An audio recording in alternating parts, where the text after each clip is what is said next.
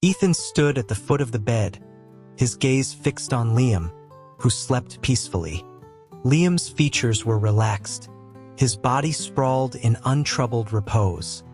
Moonlight spilled across the room, illuminating the smooth expanse of his skin, the unmarred canvas of his arms. The network of jagged scars that would one day snake up his forearm was, for now, just a nightmare in Ethan's memory. An old, phantom craving for a cigarette surfaced, but he crushed it. He hadn't started smoking yet, not in this timeline. 5 minutes ago, the world had fractured and reassembled itself around him. He was back a year before the end. The timing was cruel. He had just woken from a night of delirious, uninhibited passion with Liam. The air in the studio apartment was still thick with the scent of their intimacy, a chaotic landscape of discarded clothes littering the floor. A dull ache radiated from his lower back as he began to methodically erase the night. He gathered the ruined fabric of his button-down, using it to bundle the more explicit evidence of their encounter. He picked up Liam's clothes, piece by piece, smoothing out the wrinkles before folding them into a neat pile. Finally, he uncorked a bottle of bourbon from the nightstand and sprinkled droplets around the room, the sharp scent of alcohol a harsh but effective mask. At 5 in the morning, Ethan slipped out, closing the door with a barely audible click. He stumbled home through the pre-dawn quiet of Brooklyn. That night, the culmination of a decade of unspoken feelings, had also been the catalyst for every tragedy to follow. He could not let Liam know. The seed of their love could never be allowed to sprout. He collapsed against the front door of his own apartment, sliding down to the cold hardwood of the entryway. He sat there for a long time, numb, before the sobs racked his body. Liam was still whole, healthy, vibrant, alive. It wasn't too late. He could fix this. It had all started on a night seared into his soul. Liam's art studio had its grand opening, and they had celebrated. Liam had drunk too much, and Ethan had helped him back to his apartment. As Ethan turned to get him a glass of water, Liam's fingers had curled around his belt loop. Liam, sitting on the edge of the bed with a hazy, brilliant smile, had murmured how happy he was. His grandma's health was stable, his dream was becoming a reality, and Ethan was by his side. He felt like the luckiest man in the world, a sentiment he'd repeated all evening. Ethan had answered each time with gentle reassurance, his heart aching. Then Liam's hand had slid lower, his gaze darkening with a raw, undisguised desire. He'd asked if it would be too greedy to want even more happiness. The air had crackled, charged and thick with unspoken things. His body had answered before his mind could form a protest. Liam was drunk, but Ethan had been stone-cold sober, his own long-suppressed joy at finally being wanted overriding all rational thought. If he hadn't run, the morning would have unfolded differently. Liam would have woken at dawn, piecing the night together. He wouldn't have panicked or shown disgust. Confusion would have given way to surprise, then a quiet resolve. He would have asked if they had slept together. Yes. Liam's own body was mostly unmarked, but Ethan's skin was a canvas of deep bruises and faint marks. A beautiful disaster. Liam would have leaned down, his voice a low rumble, and observed that his work was incomplete. He'd insisted on filling in the blank spaces now that he was sober. And a sober Liam was a far more dangerous thing. He was deliberate, patient, worshipful. In the throes of a pleasure so intense it bordered on pain, Liam would have confessed that his own decade of longing had finally been released. He could die in that moment and have no regrets. They had been so naive, believing it was a beginning. The sharp buzz of the intercom jolted him awake. He was still on the floor in the entryway, his body screaming in protest. It was already noon. Liam's voice, tinny through the speaker, asked if he was home. Ethan scrambled up, changed into sweatpants, splashed water on his face, and doused himself in cologne. Liam stood in the hallway, wearing a loose-fitting white t-shirt. His eyes flickered with a nervous energy, a hint of hopeful anticipation beneath the surface. He asked, his voice hesitant, if he had been drunk last night. Ethan confirmed that he had been, advising him to take it easy next time. Liam's jaw tightened. That wasn't what he wanted to know. He wondered aloud if he had done anything strange. Ethan feigned a moment of thought, scratching his cheek, before shaking his head. He told Liam he had passed out almost immediately, and Ethan had only removed his shirt because it was soaked in spilled bourbon. Liam stared at him, his face a mixture of doubt and confusion. Ethan's performance must have been convincing, because he eventually murmured that it must have all been a dream. Ethan said nothing. After a moment, Liam sighed, the hope draining from his expression, replaced by a quiet disappointment. It had been a long time since Ethan had seen such a storm of emotions on his face. The last image he had of Liam was a ghost in a wheelchair, his vitality gone. Just before being wheeled into an examination room, Liam had looked out the window at the lush summer green and forced a pale smile. He had asked, his voice barely a whisper, if he had been wrong. Ethan had pretended not to hear. Only after the door closed did he answer to the empty hallway. He was the one who was wrong. He was the one who should disappear. That day, their first anniversary, he went home and swallowed a full bottle of his father's blood pressure medication. The suffocating sensation of his own vomit filling his airway felt so real that he instinctively touched his throat. Liam's gaze snapped to his neck. Ethan realized what he was looking at. He'd seen them in the mirror, two small, damningly red marks. He laughed it off, explaining that he'd left a window open and mosquitoes had gotten in, whining in his ear all night. He was confident his smile appeared genuine. He'd practiced it in the mirror for months in the last life. Liam seemed skeptical but didn't press the issue. Instead, he mentioned that his grandma was being discharged from the hospital and asked if Ethan would come with him to pick her up. At the mention of her name, Ethan's smile froze. He looked down at his phone, feigning distraction. He mumbled an excuse about having plans. Liam wanted to know with whom, if it was someone he knew. Their social circles were completely intertwined. Ethan decided to lean into the lie. He explained that he was seeing someone, and that he was keeping it under wraps for now. He joked that she might decide she liked Liam better if they met too soon. Liam's brow furrowed, a slow blink of incomprehension. Ethan elaborated, saying that as he got older, he was starting to think about settling down. Something Liam's grandma surely wanted for him, too. Liam's grandmother had been a fixture in Ethan's life. She'd taken Liam in after his gambler father had died, moving into the apartment across the hall. On nights when Ethan's parents worked late, she would welcome him in with a warm smile. She was a meticulously clean woman who smelled of lavender and baked goods, and she would give him milk and cookies while he and Liam did their homework.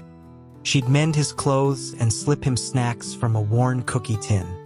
She had treated him like a second grandson. Her quiet hope was that they would grow up safe and healthy, always looking out for each other. She could never have understood that they would end up looking out for each other in bed. The day Liam came out to her, her eyes, clouded with age, had rested on Ethan. Her body trembled. She'd said only one thing, that she had always thought of him as her own. That sentence became his personal hell. In this life, she would live a long, full life. Liam would be safe and sound. The tragedy would not be repeated. As for Ethan, he was already trapped in the prison of his memories. Later, on his parents' balcony, he tried to light a cigarette. His father appeared, surprised. He asked when Ethan had picked up the habit. Ethan muttered something about work stress, but his dad plucked the cigarette from his fingers and extinguished it, telling him not to worry his mother. He then furtively wrapped it in a napkin and buried it deep in the trash. Ethan looked at his father, really looked, and saw the silver threaded through his hair, the lines etched around his eyes. He wasn't young anymore. For a fleeting moment in his previous life, as he was dying, he had thought of his parents. His last words to them had been an apology for his selfish cowardice. His father clapped a hand on his shoulder, and Ethan pulled him into a hug, hiding the moisture in his eyes. He asked if he could stay the night. His old apartment was in a dilapidated building, a graying relic surrounded by gleaming new towers. He'd stayed there only because Liam was across the hall. Now it was time to leave. As if on cue, his phone rang. It was Liam. He said his grandma insisted on seeing Ethan and invited him for dinner. Ethan gripped the phone, his voice tight. He said he wouldn't be coming home tonight. The line went silent for a moment before Liam's strained voice asked if it was because of work. Just then, a voice called out from behind Ethan. It was his cousin, Chloe, asking what was taking him so long. Liam heard it before Ethan could hang up. He knew Liam wouldn't recognize her voice. She'd been studying abroad for years. This misunderstanding, however painful, was useful. He let Liam believe the worst. Liam sent a few tentative texts throughout the evening, which Ethan read but didn't answer. The next morning, as he was unlocking his apartment door, he heard Liam's door open behind him. Liam looked exhausted, with dark circles under his eyes. Ethan offered a breezy apology for not seeing his messages sooner. Liam's gaze drifted from Ethan's face to his slightly rumpled collar. It was the same shirt from the night before. Liam's lips parted, then closed. He managed a strained smile and remarked that Ethan seemed to be in a hurry when he found someone he liked. Ethan turned the key in the lock, agreeing that one should seize the opportunity. As his door opened, a familiar voice called out from Liam's apartment. It was his grandma, asking if Ethan was back and inviting him for breakfast. A violent tremor ran through him. He fought to keep his voice steady, calling back that he was exhausted and was going to sleep, asking Liam to give her his best. He slipped inside and shut the door, leaning against it, fighting the wave of nausea. A second later and he would have broken down completely. He couldn't sleep. Liam buzzed his door relentlessly. After composing himself, Ethan opened it, feigning deep annoyance. Liam stepped inside and closed the door behind him, his expression serious. He asked Ethan if something was wrong. His reaction had been too extreme, and Liam knew him too well. A simple excuse wouldn't work. So Ethan leaned into the lie, a suggestive smile playing on his lips. He told Liam they were both adults. He didn't need the details spelled out for him. The color rose in Liam's cheeks, and he looked away, flustered. He insisted that wasn't what he meant, that Ethan just seemed off, tired. Ethan agreed that it had been very tiring. He walked to the fridge, grabbing a bottle of water and drinking deeply, letting the cold liquid calm the turmoil inside him. He unbuttoned his shirt, letting some water spill down his chest, wiping it away casually. He knew Liam was watching, knew he could see the marks there, imagining them being made by someone else. He sat on the sofa and delivered the final blow. He asked Liam, now that the studio was open, when he was going to find a nice girl and settle down, to make his grandma happy. He sounded like a meddling relative, and he hated himself for it. Liam's face hardened. He told Ethan, his voice cold, that it was none of his business. But it was. The price of that kind of selfishness was too high for either of them to pay. To Ethan's surprise, Liam didn't leave. He lingered, an unspoken question hanging in the air. Finally, he looked at Ethan, his expression earnest. He said Ethan was important to him, and he wanted to meet the person he liked. Ethan had to tell Chloe part of the truth, that he needed her to play his girlfriend for complicated reasons. The promise of payment was enough to secure her agreement. She didn't understand why he couldn't just say no. He explained that he needed Liam to give up completely. Chloe laughed, asking if he was sure Liam was even interested. Ethan was sure. He'd been sure ever since high school, when he caught Liam hiding a love letter someone had written to him. Liam's love was a constant, a force that had survived his grandmother's suicide and the destruction of his career. Even in the depths of his own pain, he had tried to comfort Ethan, insisting that Ethan was his love, not a sinner. The memory threatened to overwhelm him. He was at a coffee shop with Chloe, trying to coach her, but she was busy flirting with a man at the next table. The man looked familiar. As they exchanged contact info, Ethan heard the name and his blood ran cold. He shot to his feet, knocking the small table. He snarled at the man to back off. Chloe was stunned. She'd never seen him lose his temper. But this was the man who, in the other life, had scammed her out of her life savings and broken her spirit. He had tried to prevent this. They weren't even supposed to be in the same city. How had they met again? The chilling thought settled in his gut. Maybe some things were just inevitable. The sky was a bruised purple, heavy with unshed rain. A text lit up his phone. It was Liam. His grandma had fallen. The drive to the hospital was a blur. Chloe, terrified by his reckless driving, eventually forced him to pull over and let her take the wheel. He huddled in the passenger seat, trembling. He couldn't bear to see that shattered look in Liam's eyes again. Liam was leaning against the wall outside the hospital room. He straightened when he saw them, his gaze lingering on Chloe with a subtle frown. He explained that his grandma was stable, but the doctors wanted to keep her for observation. Ethan felt a sliver of relief. He peered through the glass window in the door and saw her, a small, frail figure in the large bed. He couldn't bring himself to go in. Chloe, sensing his paralysis, grabbed his arm and whined that she was going to be late for her appointment. Liam's expression was unreadable. He apologized for bothering them, saying he'd panicked and didn't know who else to call. He told them to go, that everything was fine. In the parking garage, Chloe released him. She pointed out that he hadn't mentioned his boyfriend was a guy and that this would cost extra, along with the emotional distress from his dangerous driving. He transferred her the money without a word. He wondered how someone so obsessed with money could have been so easily fooled by a con man. He told her to remember that a good man gives you money, he doesn't ask for it. She rolled her eyes, asking if he was complimenting himself.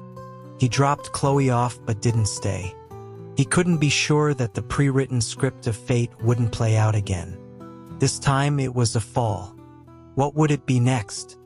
It was a mistake to go home. A flash of lightning bleached the world white, followed by a sudden, total darkness. The power was out. Only his block was affected. The rest of the city still glittered. He froze, paralyzed. His phone was in the bedroom, but he was too afraid to move. His fear of the dark was a childhood demon, born from being forgotten in a cramped storage closet. In high school, a few bullies had locked him in the gym equipment room as a prank. Liam had found him hysterical and had beaten them bloody. For his birthday that year, Liam had given him a nightlight. He curled up on the sofa, trying to summon the memory of Liam's arms around him, the clean scent of turpentine and the warmth of his embrace. A voice cut through the storm. His name. It was so faint he thought he'd imagined it. The silence in the apartment felt immense, crushing. Then a beam of light cut through the darkness. A figure stood in the doorway, silhouetted against the dim light of the hall. Liam. Relief washed over him, so potent it made him weak.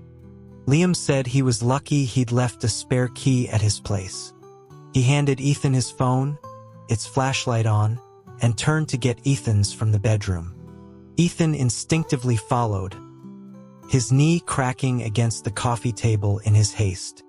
Liam was by his side in an instant, his voice tight with concern. He pushed up Ethan's pajama leg, his warm hand gripping his wrist, angling the light to inspect the damage. He was wearing only a bathrobe, his hair still damp.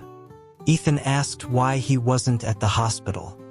Liam, satisfied it was just a bruise, began to gently massage the area. He explained that the power had gone out just as he was about to leave to stay the night with her. The words hit Ethan with the force of a physical blow. The accident. It had been on a rainy night just like this one. He tried to pull away, to tell Liam to go, to hire a nurse. Anything. He offered to pay for it. Liam's hand stilled on his knee. The silence stretched. When he resumed rubbing, the pressure was harder. He asked quietly what standing Ethan had to offer to pay half. Ethan's mind raced. He mumbled that she had always treated him like a grandson, so he supposed that made him a sort of half-brother. Something was wrong. Liam had been acting strangely since the hospital. Liam leaned closer, his face entering the small circle of light. His eyes were dark and intense. He asked why, then, Ethan would lie to his brother about being in a relationship. His mind went blank. Liam continued, his voice low and steady. He said she was Ethan's cousin, wasn't she? That Ethan had shown him a picture from her social media years ago. He told Ethan he remembered everything he ever said. His hand moved from Ethan's knee to his chest, his calloused fingers tracing the marks there. He asked who had left them. Then, with a flick of his thumb, he turned off the flashlight. The world vanished. Panic seized him. He scrambled for the phone, but Liam caught his wrists, easily pinning him to the sofa. With his sight gone, his other senses were screamingly acute. He could feel Liam's breath on his skin, the heat of his body. He begged Liam to stop, his voice trembling, reminding him that he was afraid of the dark. Liam's voice was a soft murmur by his ear. He was just going to confirm something. A warm, soft touch brushed his chest. A delicate trail that moved upward, paused, and then settled firmly on his lips. His mind exploded. He struggled, but Liam's grip was like iron. He felt Liam's quiet laugh against his mouth. It was a laugh of relief. Liam's body relaxed, slumping against his. He asked if he had forced Ethan that night, if that was why he was running away. He knew. He remembered something. A deep, profound wave of failure washed over Ethan. He had failed again. He tried one last time, his voice flat, telling Liam that he had been too strong to fight off, but that nothing really happened. It was an accident. They could forget it. Liam's refusal was just as quiet, but absolute. He couldn't forget it.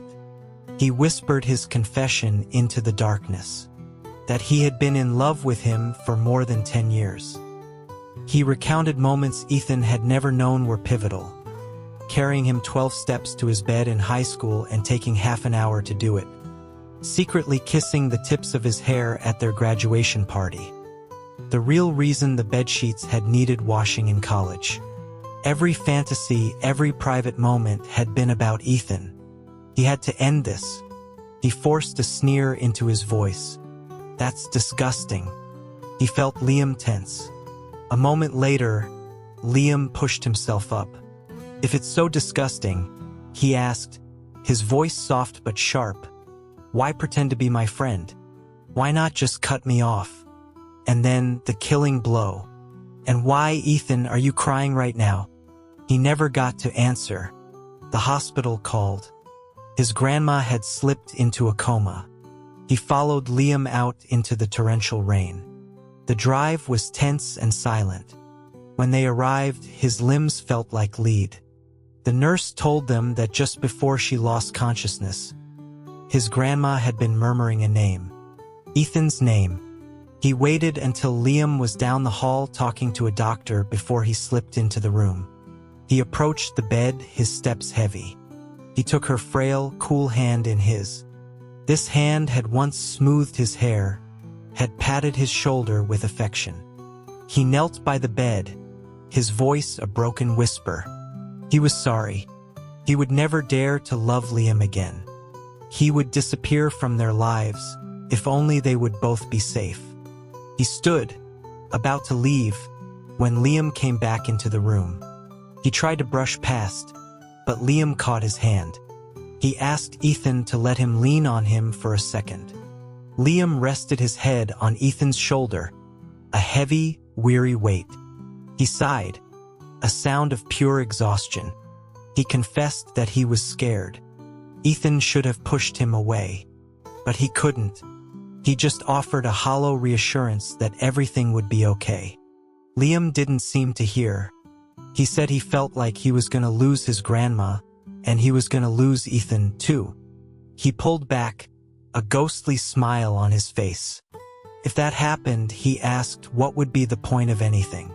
The question hit Ethan like a physical blow. He had never allowed himself to imagine what would have happened if Liam had come out of that exam room and found him gone forever. He had been so focused on his own escape, his own pain. He had been a coward. He turned away, his voice harsh. He told Liam he shouldn't be a necessity in his life, that there were other people, other things in the world to care about. Liam's fingers intertwined with his. "You are my world, Ethan." "That's wrong," Ethan said, pulling his hand away forcefully. He looked at Liam's stricken face and felt a new kind of despair. "If I told you that choosing me meant you would lose your grandma and your art forever, what would you do?" Liam frowned. "Why would you say that? Can't I have it all?" Ethan gave a bleak, mirthless laugh. "No, because fate has never been kind to people like us." A week later, the hospital called Ethan's phone. Liam's was unreachable. They said his grandma was awake, and she had been asking for him. A cold dread settled over him as he dialed Liam's number, only to get his voicemail. He drove to the hospital, his mind racing. She was looking out the window, a shrunken silhouette. She turned when he entered, her cloudy eyes lighting up with a genuine smile. She asked about his life, her voice frail, before falling silent. The silence was heavy. She reached out and stopped him from trying Liam's number again. Her hand trembled as it rested on his. She asked him, her voice gentle, if he loved her grandson, too. And if so, why was he pushing him away? The world tilted. He felt a dizzying sense of déjà vu, but this was all wrong. He stammered a denial, but she just shook her head, a sad, knowing smile on her face. She told him that she had seen it. At first, she thought they were dreams, strange flashes of a different life. But then she realized they were real. She asked him to reconsider, to tell her what he was so afraid of. He fled the room, his skin crawling, his mind a chaotic mess. The future she described was not the one he had lived. It was something entirely new. He couldn't reach Liam. Not at his apartment, not at the studio. He found himself standing on a familiar street, in front of the rundown basement that had been Liam's first workspace. He was there, bent over a drawing board, his hand moving with a steady, confident grace. The sight made Ethan's breath catch. In his memory, Liam's hand shook uncontrollably, unable to hold a brush. He had hated his own weakness, carving his frustration into his arm with a palette knife, one line for every failed attempt to draw. Liam started, turning with a flash of panic. He ripped the paper from the board, trying to hide it behind his back. But in his haste, he bumped a cabinet. A cascade of sketches fluttered to the floor. Ethan's eyes took them in. Every single one was of him. Sleeping, laughing, angry, thoughtful. Several recent ones were of him in bed, drawn from the fragmented memories of that one night. Liam stood frozen, clutching the drawing. He asked, his voice raw, if Ethan was disgusted. Ethan shook his head, his mind reeling from the scene in the hospital room. He told Liam his grandma was awake, and that something was strange. They drove in silence, an obscure indie song playing on the radio. As they waited at a red light, Liam spoke, his eyes fixed on the road ahead. He said he had thought a lot after Ethan had left that day. He couldn't imagine a life without his family or his art. Ethan's heart sank. This was it. The choice. But Liam wasn't finished. He turned to look at Ethan, his expression deadly serious. But I can't imagine a life without you even more. The light turned green. In 1,000 other universes, he continued, his voice gaining strength, maybe Liam and Ethan don't get to be together. But there has to be one where we are. So why can't it be this one? He glanced at Ethan, his eyes soft but resolute. Loving you, Ethan, is not something I'm giving up on. The wind whipped through the open windows. The song on the radio swelled. Say that again, Ethan whispered. A slow smile spread across Liam's face. I will always love you. The part before that. Every version of Liam in every universe will always love Ethan. And in that moment, Ethan understood. His decision to run that morning had fractured their reality. In the world he'd created, the one his grandma had somehow connected with, he had disappeared without a trace. Liam had descended into a grief so profound he'd terrified her. She'd seen him waste away, drawing Ethan's face obsessively. She tried to set him up with others, only to have Liam threaten his own life when she pressed him to forget the man who had abandoned him. Her fall, her coma. It had been a bridge, allowing her to witness the full, devastating consequences of a world where they weren't together.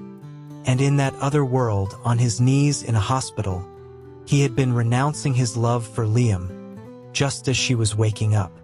She had heard him, and she had made her choice too. The brain protects itself. It dulls the sharp edges of pain. He realized he could barely recall the soul-crushing agony of his last days. But the brief, sweet moments with Liam were crystal clear. Maybe this was the one world, the one chance where they could make it. He took a breath. Liam, for your grandma's caregiver. I'll pay for half. Liam glanced at him, a flicker of understanding in his eyes. Okay, as family. The song on the radio reached its final chorus, a promise carried on a simple melody. To find a way back home, no matter the cost. To start again. For you, I'm already all in. Until the end.